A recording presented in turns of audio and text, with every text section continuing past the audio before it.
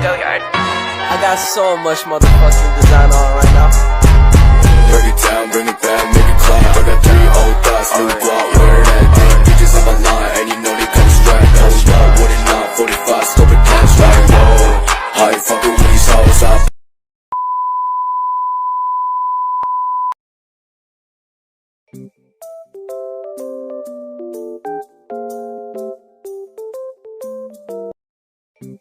Assalamualaikum warahmatullahi wabarakatuh. Semoga Allah Subhanahu wa Ta'ala senantiasa memberikan rahmat kepada kita semua. Yang saya hormati, Ustadz Zainul Hakim, selaku dosen pengampu mata kuliah pengantar studi Islam. Sebelumnya izinkan saya memperkenalkan diri. Nama saya Silma Murdaning Tias, dari program studi pendidikan agama Islam, kelas 1B, Fakultas Agama Islam. Pada video pembelajaran kali ini, saya akan menyampaikan materi terkait pengantar studi Islam. Topik bahasan materi tersebut meliputi definisi studi Islam, urgensi studi Islam, dan tujuan studi Islam. Pembahasan pertama yaitu definisi studi Islam. Definisi baik secara etimologi maupun secara terminologi. Definisi studi Islam secara etimologis. Kata studi Islam merupakan gabungan dari dua kata, yaitu studi dan Islam. Kata studi memiliki berbagai pengertian.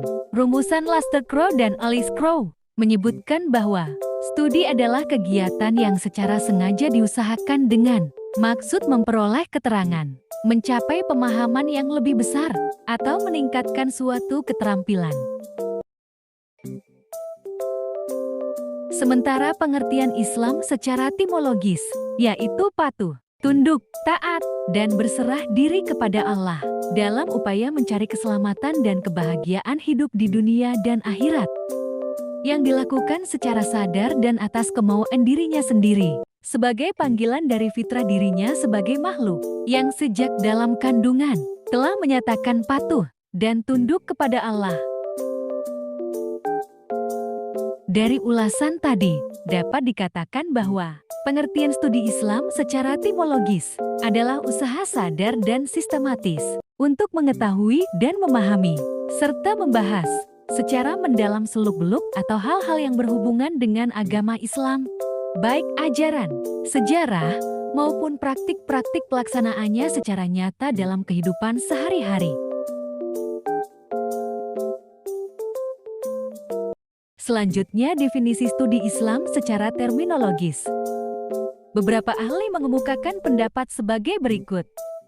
Menurut Profesor Dr. Omar Muhammad Al-Tauni Al-Syaibani, berpendapat bahwa pendidikan Islam adalah usaha mengubah tingkah laku individu dalam kehidupan pribadinya atau kehidupan kemasyarakatannya dan kehidupan dalam alam sekitarnya melalui proses kependidikan, di mana proses perubahan tersebut dilandasi dengan nilai-nilai Islami. Sedangkan, menurut Dr. Muhammad Fadil Al-Jamali, berpendapat bahwa pendidikan Islam adalah proses yang mengarahkan manusia kepada kehidupan yang baik dan yang mengangkat derajat kemanusiaannya sesuai dengan kemampuan dasar fitrah dan kemampuan ajarnya pengaruh dari luar. Dari beberapa pendapat di atas dapat disimpulkan bahwa pendidikan Islam secara terminologis adalah usaha mengarahkan individu baik dalam kehidupan pribadi maupun masyarakat, jasmani maupun rohani, menurut ajaran Islam dengan mengembangkan seluruh aspek kehidupan manusia untuk kehidupan yang lebih biak sesuai dengan fitrahnya. Pembahasan selanjutnya mengenai urgensi studi Islam. Urgensi studi Islam dapat dipahami dan diuraikan sebagai berikut.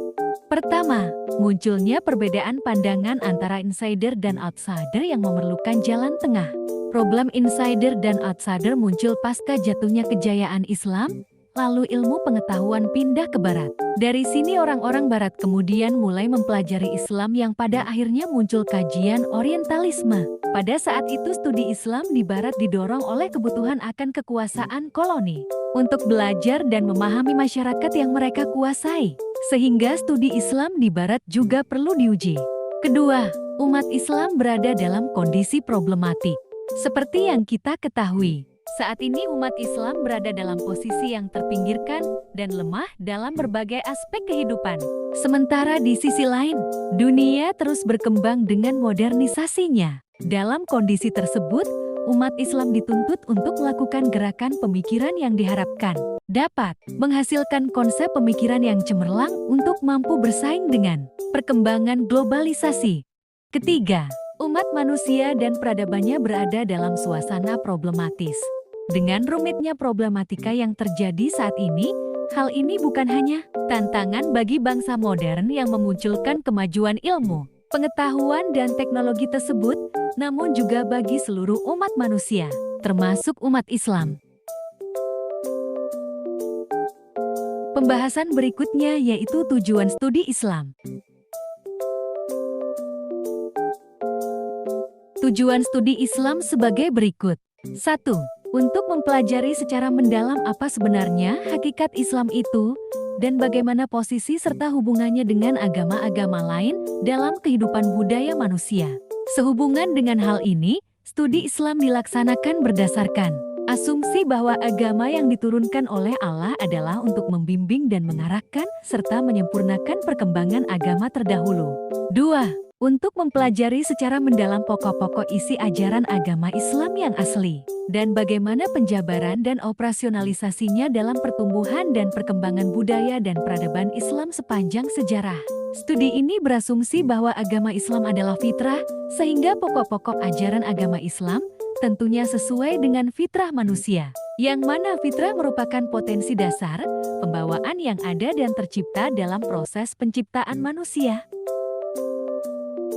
3. Untuk mempelajari secara mendalam sumber dasar ajaran agama Islam yang tetap, abadi dan dinamis, dan bagaimana aktualisasinya sepanjang sejarahnya. Studi ini berdasarkan asumsi bahwa agama Islam sebagai agama samawi terakhir yang membawa ajaran yang bersifat final dan mampu menjawab tantangan perubahan zaman. 4. Untuk mempelajari secara mendalam prinsip-prinsip dan nilai-nilai dasar ajaran agama Islam, dan bagaimana realisasinya dalam membimbing dan mengarahkan serta mengontrol perkembangan budaya dan peradaban manusia pada zaman modern. Ini dengan mengemukakan tujuan-tujuan tersebut, tampaklah karakteristik studi Islam yang selama ini dikembangkan di perguruan tinggi tidak bersifat konvensional, tetapi memadukan antara studi Islam di kalangan umat Islam sendiri yang bersifat subjektif dan doktriner, dan kalangan luar Islam yang bersifat ilmiah. Oleh karena itu, tampilannya lebih banyak diwarnai dengan analisis kritis terhadap hasil studi dari kedua sisi studi di atas.